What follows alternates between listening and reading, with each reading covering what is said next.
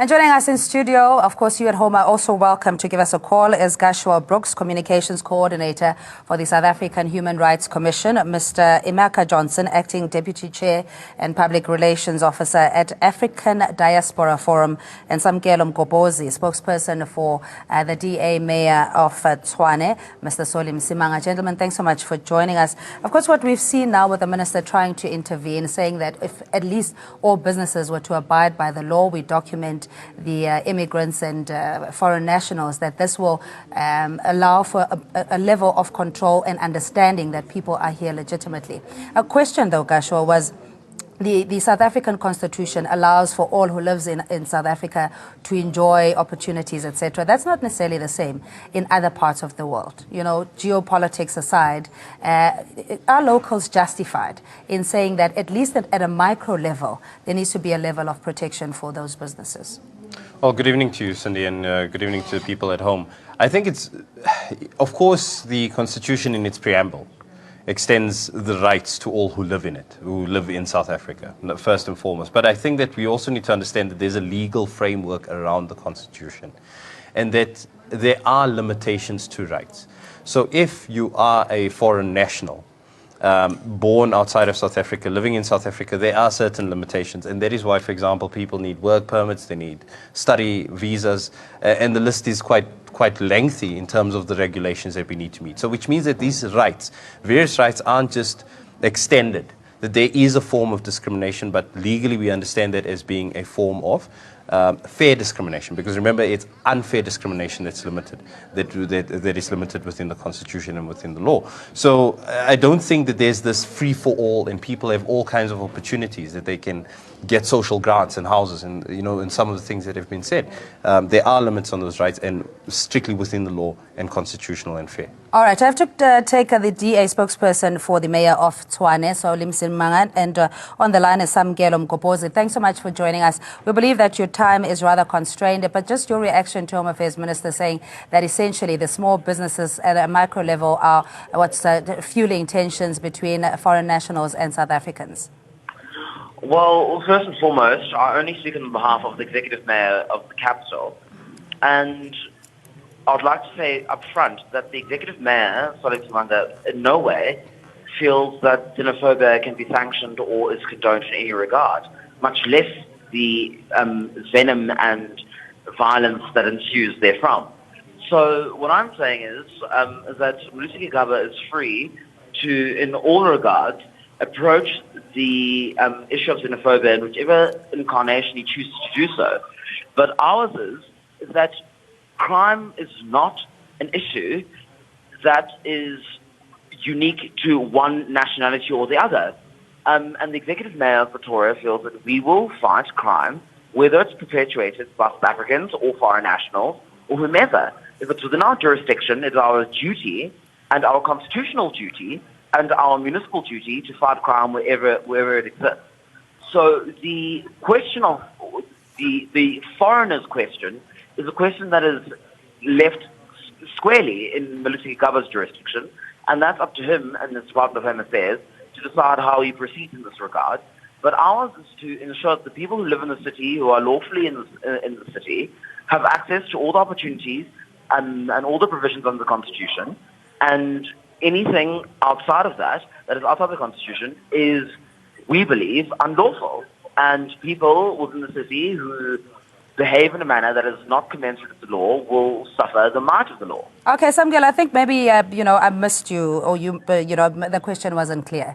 If you look at other African countries, in fact, the world over, there are indigenization projects that essentially protects the locals who would be small-scale subsistence business operators from, unfair competition, if you will. I mean, the entire Kasi economies have gone to the Somalis, Pakistani. I'm not necessarily saying that we need to typecast foreign nationals, but I'm just saying if you don't take care of your own, how then do you protect jobs and livelihoods? Well, you see, that is a very, very dangerous misconception to have. I completely understand the question. The question speaks to indigenization programs and, helping people that are indigenous to this country. But that can happen, and that is more than happy to happen, but not at the exclusion of a different sect of people who are protected under the Constitution. So that is not to say that we don't support South African local and medium and small enterprise. That is to say that we support those enterprises, but we should not then vilify foreign nationals who come to this country and are very industrious and enterprising in their own regard. So to burn down shops and homes of people that own other shops or containers in the gussy economy, as you put it, is not the answer to that. It's a question of whether or not the glass is half full or half empty. And our perspective is the glass is half full. So how do we help foreign nationals as well as South Africans to enter into the economy and participate in the economy? The question is not to eliminate foreign nationals so that domestic citizens can thrive. It's not an either or, and it's not mutually exclusive. It's a program that has to happen in tandem and have something together and be commensurate with each other and within the bounds of the constitutional provisions, constitutional order that we've established since 1996. Yeah, please stay on the line, Samkelo. We've got Emeka Johnson from the African Diaspora and Gushwell Brooks from the Human Rights Commission. Just Mr. Johnson, in Samkelo saying that we can coexist. The minister also saying that generally South Africans are not rather xenophobic, and the fact that it's probably in that gap where there is lack of regulation and people are not documented that the conflict stems from. What's your view? I think we can cohabit, definitely, like every other nation. But the issue of undocumented people it's not what spurred the xenophobic attack. It was coated with fighting crime generally. But to us, it is not only fighting crime. We still insist and believe that there's tension in the communities over time, but Mayor Mashaba's statement was actually the agent provocateur in this case. But having said that, we still disagree with the minister saying that it's businesses that are spoiling this. It's not businesses. Most foreigners in this country are entrepreneurs, and for this economy to be viable and vibrant, you need entrepreneurs to start business, unless if he's talking about the corporate. But when you come at the corporate level, you find that foreign companies do not survive much here. Bureaucratic bottlenecks and corporate collusion scares them out. How many Nigerian big corporates have survived here? A lot of Nigerian big corporates have come here, big ones, went into JSE, but one way or the other they are skimmed out. So we don't believe it's business this time. All right, we get a believe reflection. Just petty criminality that needs to be rooted out. Sembi, so thanks so much for your call. Good evening to you. Yes, good evening, ma'am. How are you? I'm good, thank you. What's your question or comment? Yes, I'm Sembi Somsomi in Peter Marisburg. Actually, I just want to comment on the topic. Actually, it's not as an offer that South African has towards the foreigners. It's the problem that caused tension. It's because some industries they're using foreigners for a cheap labor, and as well, some other foreigners they came here illegally, and they use their business. Some other dirty business, like what we have seen in Pretoria. So if we can have some other ministers or the government to put a strict ruling against business. I think that's exactly what the minister was talking about. But also we caution not to typecast and generally saying that it's a particular nationality that is perpetuating crime. But I appreciate your call. I think there's a Mngoba on the line. Good evening to you. And what's your comment or question? Hi, Mngoba. Hi, how are you, Mngoba? Oh, hi. Yes, what's your question or comment? Okay. My comment is it's funny the way this guy put things every time when he has to talk about things, because ANC have failed us as South Africans. These people, they never been in the places that we stay in. They really don't know what's going on. So these drug issues, us as South African, I live in Johannesburg. I came in Johannesburg 3 years ago. It's something that's going on. It's something that I know. And all these convenience stores, you're going to find them in the township. These people, they pay or they rent to them SAPS.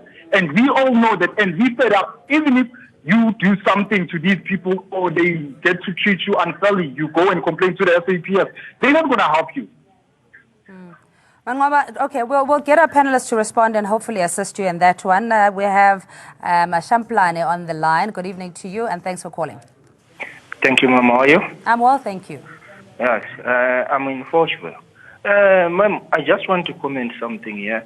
You know, these things of undocumented foreigners, it gives an headache. But what I really want to know is that if Mr. Gigaba, for instance, we're talking of the ZSPs, which are expiring on the 31st of December, as you'll be saying that when there's foreigners, when their permits are expiring, they should go back home. Will you be prepared to give those people their provident fund and UIF once for all so that they go once without waiting? You understand? Second, it's like people are politicizing these things, say foreigners are doing these things of drugs and stuff. I cannot say foreigners. Yes, there are some foreigners who are dealing with drugs, but not all foreigners are there to do. Mashambulana, I really agree with you. I'm sorry to have to let you go, but thanks for the call. We have to let Samkelo also go. He's in a bit of a rush. Samkelo, just your reaction with the community members or the callers saying that we don't know the reality at a grassroots level, having to interact with criminal activity around drugs and prostitution, and that the authorities, there's a trust deficit there where you can't even report the matter, so it's perpetuated. So where are the bylaws there? Yeah, we've lost Samgelo, unfortunately. But just Gushwell, I mean, there's a sense of despondence and helplessness from communities. Not the first time we've spoken about this. There's efforts on the side of the African Diaspora Forum to collaborate with the South African authorities and eradicate criminality. But we don't seem to be making headway. What do you think is at play here? Again, Cindy, I'll take it back to communities, and I've heard that indictment on various forums and very many areas. And I mean, personally, I can say that I wasn't born after 1994, that I can guarantee you, which means that I grew up in a township, which means that I am actually quite physically and personally familiar with the circumstances that persist within townships. And yes, we do have an understanding, even on a personal level, of the challenges that communities face.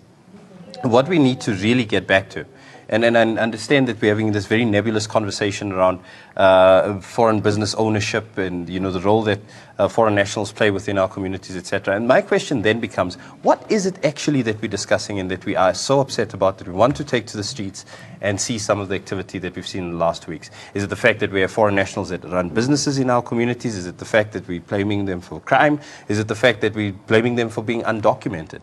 And even if we do blame them for being undocumented, how do we go about proving this? Because by me looking at you, Cindy, I have no idea of whether you have an ID or passport or anything of that sort for that matter. So this is the concern for me, that inevitably, if you take all of this melting pot where all these complaints have been thrown into, don't we arrive at a conclusion that the problem is that people are of different origins and that they're from another country, and that is really the problem at the center. So you're saying that these are xenophobic attacks? I think that's what we have to call a spade in this particular instance. That's the first thing. The second issue is, yes, of course, all of these issues need to be dealt with. We do need better policing within our communities, and that the police need to stop those police that are part of the collaboration with the crime.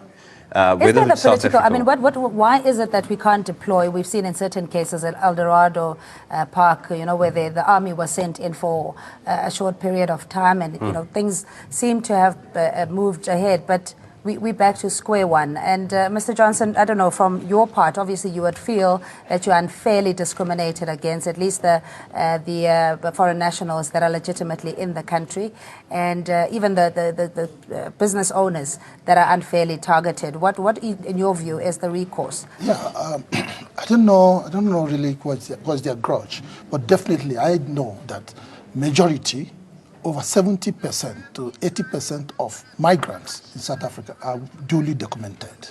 That I'm sure of.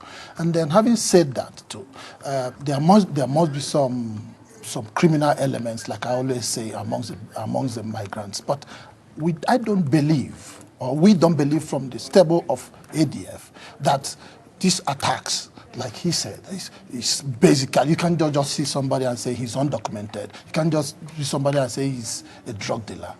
You see, and even all these crimes are real, mob action is not a solution. South Africa has the adequate institutions to activate to tackle these challenges. What we are living in fear as we speak. We are living in fear as we speak. We don't know what tomorrow is going to be. With the massive march that has been mobilized that over time, tomorrow might be deadly. Today there are a lot of sporadic attacks. There was one in Jamestown today. A Zimbabwean lost his life. There was one in Hebrew. A Nigerian was shot. I mean, it's snowballing. And why we are so pained is that we warned against this from December because we saw it coming. We saw it coming with reckless statements. But having said that, we are looking for solution at this juncture. And this thing is spreading. As we speak, Nigerian government is not at ease. This thing has spread up to Nigeria as we speak. MTN is on fire in Nigeria as we speak. So I mean, the ramifications, of course, of this hostility is spreading beyond our borders. But let's take Isra. Thanks so much, Isra, for calling us. We have the African diaspora saying that the target is not in terms of businesses or the competition that foreign nationals has brought. It's a case of the South African policing, number one, and secondly, just downright xenophobia. What is your view? I think first things first, we must declare the ANC in Tshwane that were totally against any violent attacks against a black foreign national. And I think there's a mismatch there in that the violence is particularly being meted out or intended to be meted out against black foreign nationals. But the other challenge that is there is that you have got instances of political formations often making reckless statements, which then militate a domino effect such that will affect the DA in Joburg, the mayor there, saying that all black foreign nationals in the main should be cast off from the terrains of South Africa. And those statements are the ones that at the end of the day militate in other regions of the province. People to begin to organize themselves in groupings and ignite and rekindle that but Israel, do you think the focus now of targeting undocumented foreign nationals and businesses is the right approach to go, and insisting also on the employment of more locals by a foreign nationally owned companies? I think those are genuine socio-economic issues that have been raised. But I'm saying that we would need to carefully construct measures and interventions to be able to respond effectively to those. And I think government has been doing, a lot of work in seeking to fashion responses to those challenges that are there. I mean, it goes without saying that, of course, it may take a while to perfect the system as to how you document all foreign nationals, given the situation in the rest of the continent. Okay, sorry, Ezra, we're really out of time, but thanks so much for calling. Mashilwane, thanks for calling, and Mpilo, we see you as well. Good evening. Good evening. Good evening, ma'am. Yeah, we'll start with Mashilwane. What's your perspective? Hi, Mashilwane. My biggest problem is we do not have the rule of law. You may speak about foreigners that are employed by companies. The government has put in place regulating agencies like your Department of Manpower, who must regularly regulate and visit these companies to implement the law specifically. They are simply not doing that. In regard to our communities concerning the drugs and so forth, you have the police force which is equally ineffective. So how do we expect people to behave? Mashilwana, thanks. Yeah, sorry about that. Mpilo, good evening to you. Good evening, Cindy. Look, Cindy, there are highly educated, skilled foreign nationals who are documented, who are useful in this country. No, but I don't think anybody has a problem with that. But now we've got a challenge with the influx of those unqualified foreign nationals who will come in the country and won't have a job, and add to the numbers. The cake is too small, Cindy. And when they become vulnerable to, and they get tempted to crime, they get vulnerable to the employer.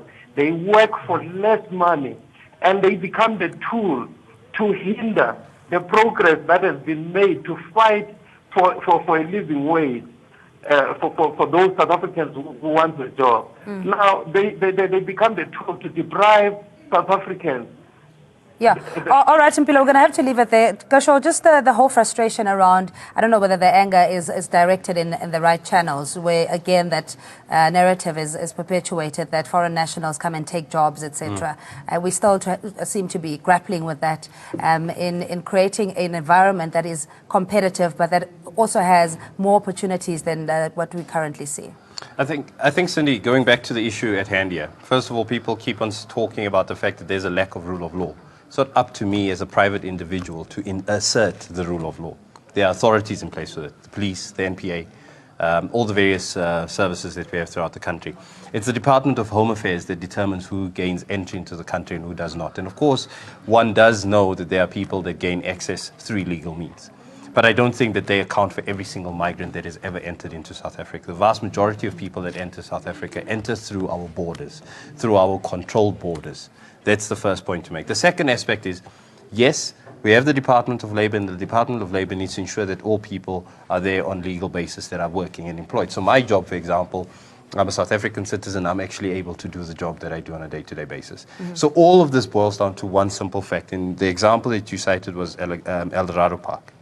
The reason why there was intervention there is because the community did something about it. They addressed the query to the correct fora. And from there was a trickle-down effect in terms of the proper impact. That's what we're calling for at the Commission. Calling for more active citizenry, Mr. Johnson, very briefly, in, I suppose, appealing for more calm and ensuring that, there is a collaborative efforts in dealing with these issues. Yeah, definitely, we have been calling for calm over time, and calm we need, calm the nation needs. And we have appealed to the foreign migrants to keep calm equally, not to retaliate in any way, or like tomorrow we have advised, we have been awareness campaign on how to live or work, guide yourself with safety measures around, and we're appealing to generally migrants. Respect the laws of the host country. Respect the citizens of the host country. Be a good guest, so that the host will be a good host. And by extension, we have an obligation also to treat our guests with dignity and security. But thanks indeed, gentlemen, as always, much appreciated. And thanks for you at home for calling in as well. We'll take a quick ad break. Live Ramatibela Smith is up next with This Pulse.